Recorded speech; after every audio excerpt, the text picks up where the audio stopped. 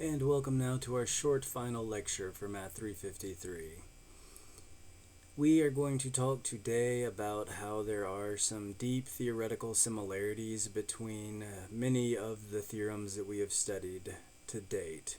So several theorems, in fact these bottom three that we've had in this course, and also the main result in some sense from Calculus 2. So these are all similar in a lot of different ways. We've got sort of a similar looking form to many of them, like these two look fairly similar in form, and these two, Green's theorem, are obviously quite similar. But there's more going on here. Each of them involves something like a derivative. This is the quote-unquote derivative that we learn about in Calc 1 that's being integrated. Here it's the gradient of little f that's being integrated. Here it's curl, which if you remember the definition of curl, it involves the difference of two first partial derivatives.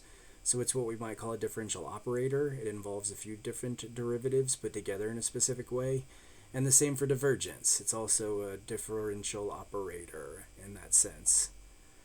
And each of these serves the role as a derivative. We also have something like an interior region, the interval from A to B that I'm integrating over, for instance, here in the first line, and also the boundary of that region, which would just be the endpoints, point A and point B. And likewise here we're integrating along C, that's sort of the interior, and its boundary are its endpoints, r hat of B and r hat of A. Here D is an interior region of the plane, and C is its boundary, a curve, a simple closed curve that encloses that region. And likewise for line 4 here, when you're thinking about the divergence version of Green's theorem. So there's sort of a basic function, little f, big F hat, and big F hat. There's a derivative, which plays a bunch of different roles. There's an integral of the derivative over the interior, and there's the knowledge of the basic function itself on the boundary. That's what's common to all four of these. And there are actually two more theorems that we would study did this course have another 4 weeks in it, say. So these are the three-dimensional versions of the two forms of Green's theorem that we've studied. So Stokes' theorem here is a lot like Green's theorem curl form. In fact, it looks exactly like it, except the difference here is that S, the region that we're integrating the curl over, what's considered the interior region, is now a portion of a two-dimensional surface. So imagine this unit sphere, for instance, and take the other half of that, the upper half of that, I mean to say. Here we're taking the curl all along points on that surface, and we've got the curve which encloses that surface, which would here happen to just be a circle in the xy plane, if S is the upper half of the unit sphere. So it's much like Green's theorem, except the interior region D is no longer required to lie flat in the plane. You could take D and you could lift it up out of the plane and manipulate it so that there are contours and hills and valleys and things within that small region. So that's Stokes' theorem. The next theorem here, the divergence theorem, is a lot like our Green's theorem divergence form. You are integrating f dotted with ds here. Here S, it is much like, it still has the same idea that you are dotting the vector field f to normal vectors to the surface, big S here. So the ds bar, the ds hat expression is something like the normal to the surface. The notation is a little bit different here. But the ds hat is something like the normal to the surface. We're dotting f to that normal, and we're integrating across the whole of the surface, here shown for a spherical surface. And so we're still talking about total outward flux, but we're talking about total outward flux across a surface.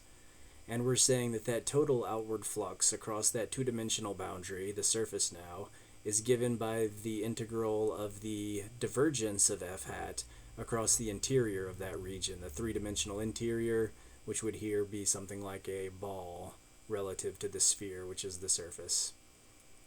This is also known as Gauss's theorem, I can mention here, but these are basically the higher dimensional version of Green's theorem curl form and Green's theorem divergence form is the idea.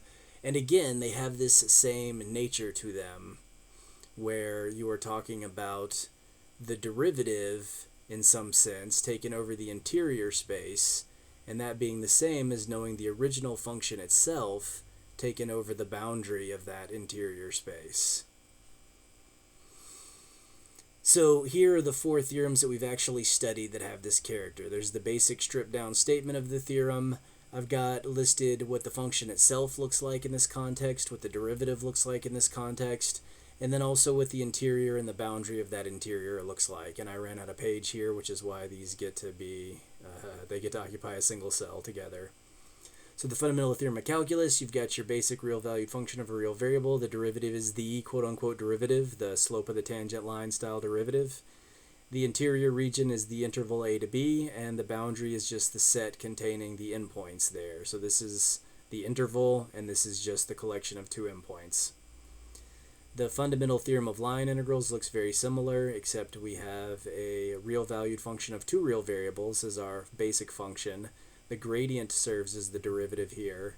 Our interior region is curve C, and the boundary is the set containing the endpoints of C.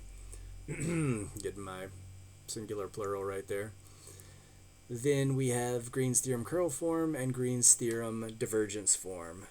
And again, you've got the derivative over the interior being the same as knowing the function over the boundary. And the derivative over the interior, now D, is the function f hat over the boundary C. In each of these and more, including Stokes' theorem and the divergence theorem, knowing the derivative throughout the interior is equivalent to knowing the original function, the antiderivative, on the boundary of the space. And whenever this kind of things happens, this is where humans are good at starting to recognize patterns and seek out more general truths, more general facts that hold that every other version of it that you had seen were actually just special cases of. And there is indeed such a theorem in this branch of mathematics analysis, and it is known as Stokes' theorem. This is different from the Stokes' theorem we listed a few slides ago. The one from a few slides ago is historically what this dude Stokes came up with. If I'm not mistaken, this most general version is just named in his honor. But it has a lovely formulation here where we say the integral of the derivative over the region is the same as the integral of the antiderivative, the original function, over the boundary of that region.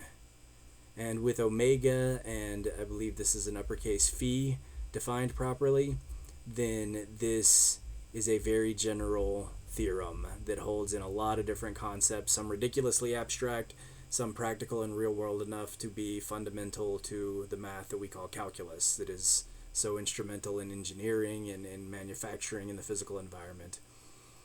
So this is a theorem that spans from the eminently practical to the deeply theoretical, and that's always satisfying when something like this does both of those things at once. And we will end the class there. So do pay some attention to this lecture. Don't think of it as a throwaway. There's no calculations to be done, but do note that we're more likely to ask questions about theory for the final because it's a take-home exam. So knowing sort of what the common threads are through these theorems and the fact that they're all special cases of this deeper and quite lovely theorem, that's definitely something worth knowing. So I appreciate all the work that we've done this quarter, all of us. I appreciate all the work that you've done. I appreciate you sticking with it despite the unusual circumstances of this term. And I thank you. It's been a pleasure. I hope everything goes well for you in finals week, and I will speak to you again perhaps if you have some questions. Thank you, folks.